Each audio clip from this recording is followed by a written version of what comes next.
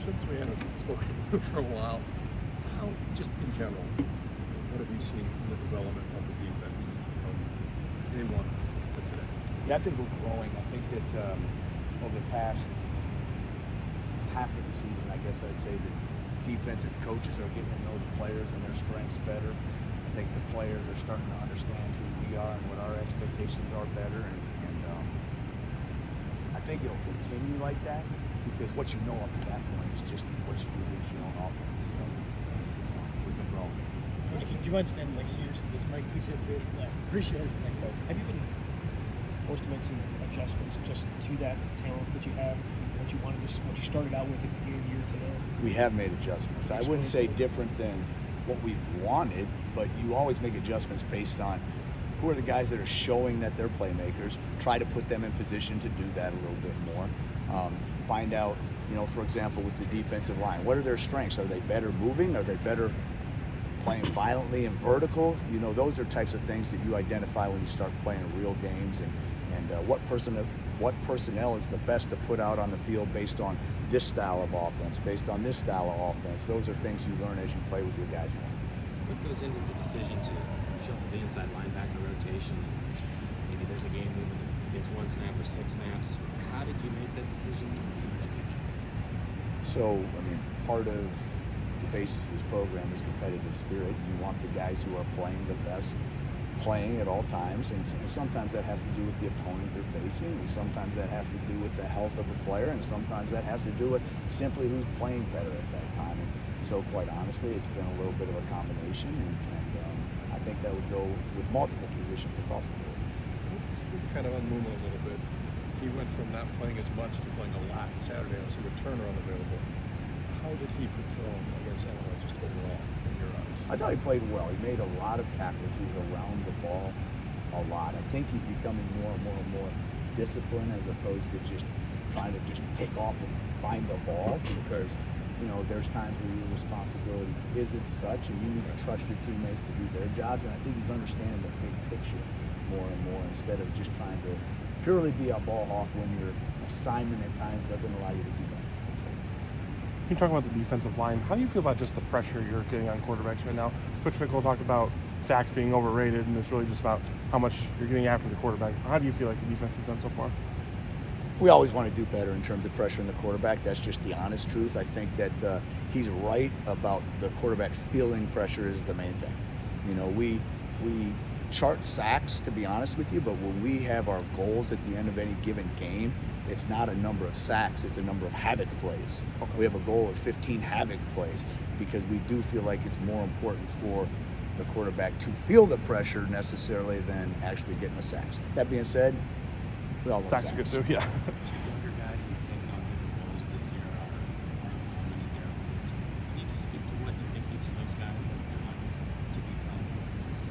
So Ricardo's a guy that you recognized during the year that he had the same ball hawk ability that he showed in the spring and fall camp. Sometimes guys, when you get to know an offense because you play against them every single day, you feel you have the confidence to be that ball hawk.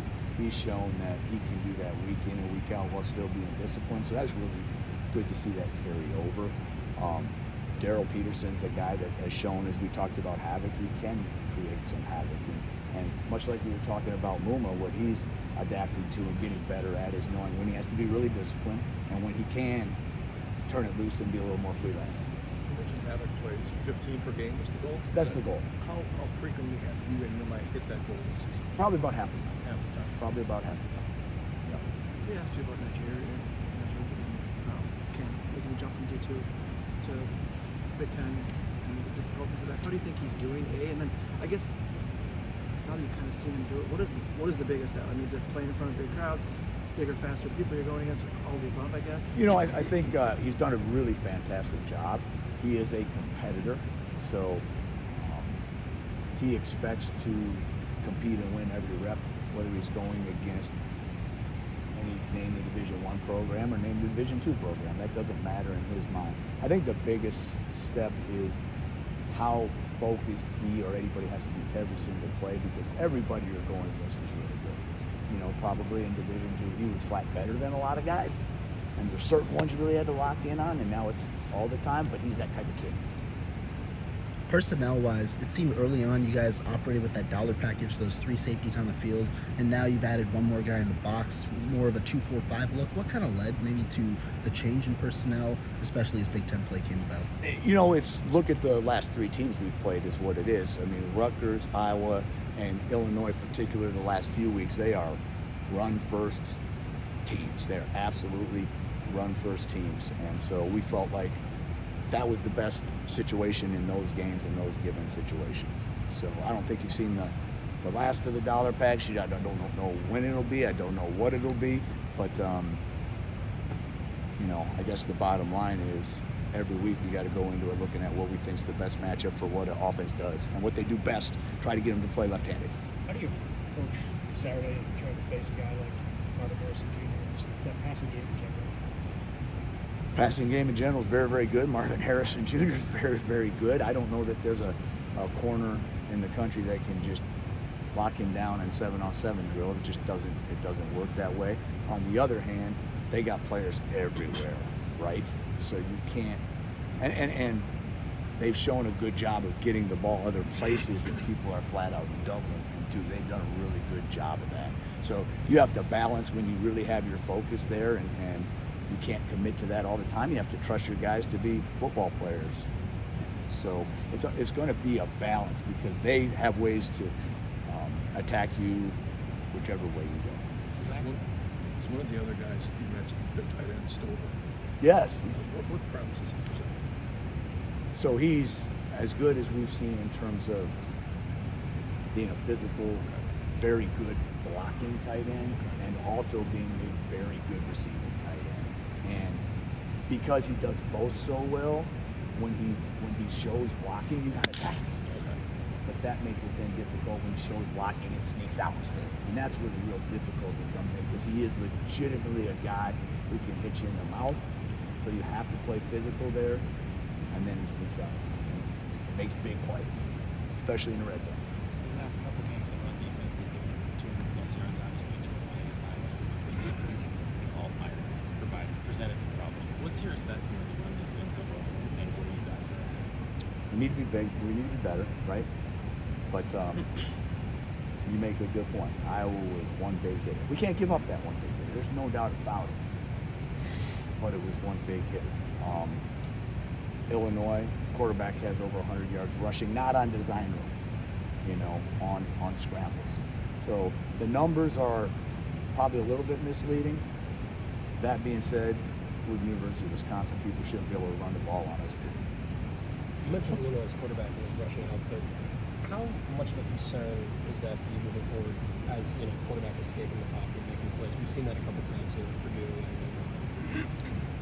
Always a concern if a quarterback can do that.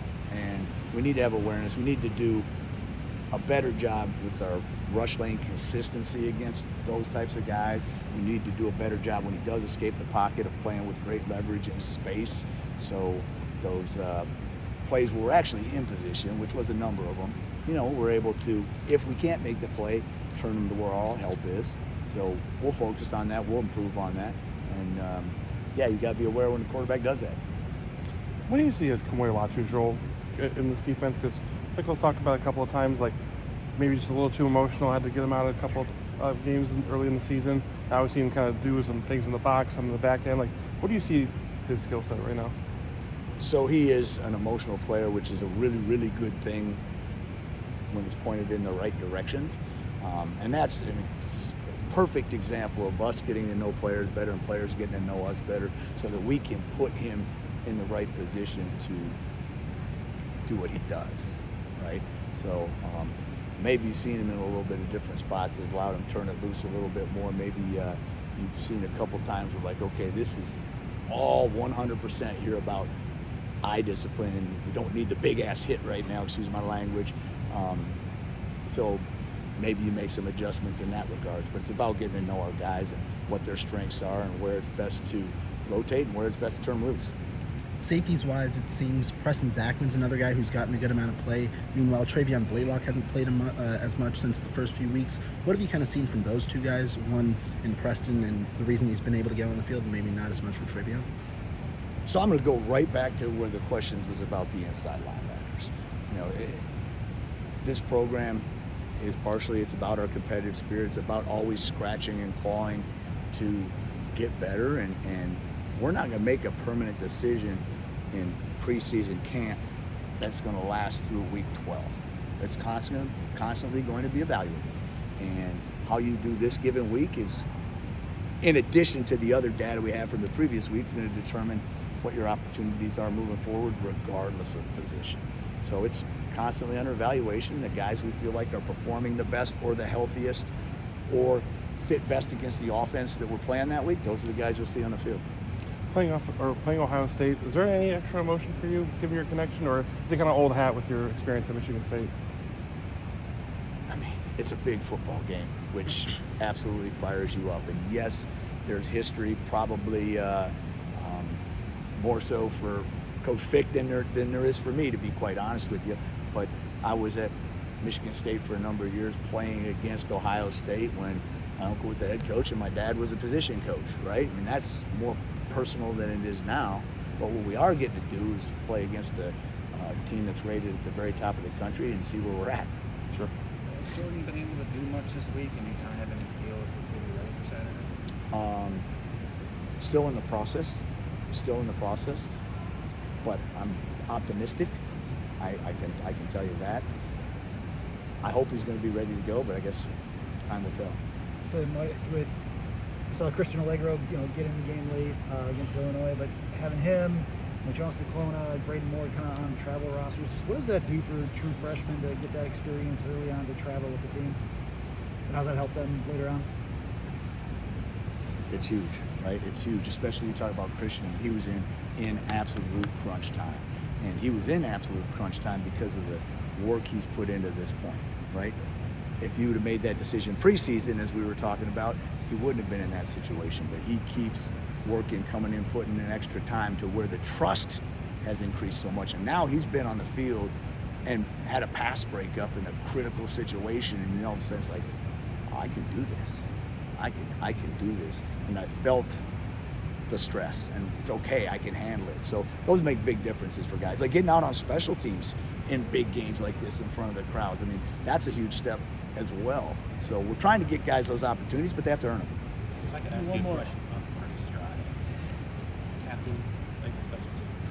Doesn't get any on defense, but from what we've seen in practice, helps out a lot. What's your perspective on the lift he's given you this season? He's a coach on the field, first of all. He studies his butt off, knowing that he's not going to be in there a whole bunch on defense. So he's on the sideline, constantly coaching, talking to the guys, relaying messages, seeing what he recognizes. But he's also a guy that lifts the defense up every day, brings energy and positivity every single day, especially those special teams periods, but always. Thanks, Coach.